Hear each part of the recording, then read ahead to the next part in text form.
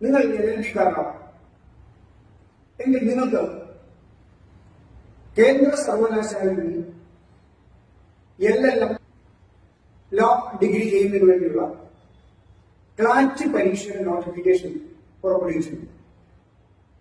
അതിന് അപേക്ഷിക്കാനുള്ള അവസാന തീയതി ഒക്ടോബർ മാസം 31. ഈ പരീക്ഷ പാസ്സാവുന്നവർക്ക് നേരിട്ട് LLM കേന്ദ്ര സർവകലാശാലകളിൽ ഏതാണ്ട് 1298 സീറ്റുകൾ അവൈലബിൾ ആണ് എന്നത് മാത്രമല്ല ഇതിന്റെ പ്രാധാന്യം.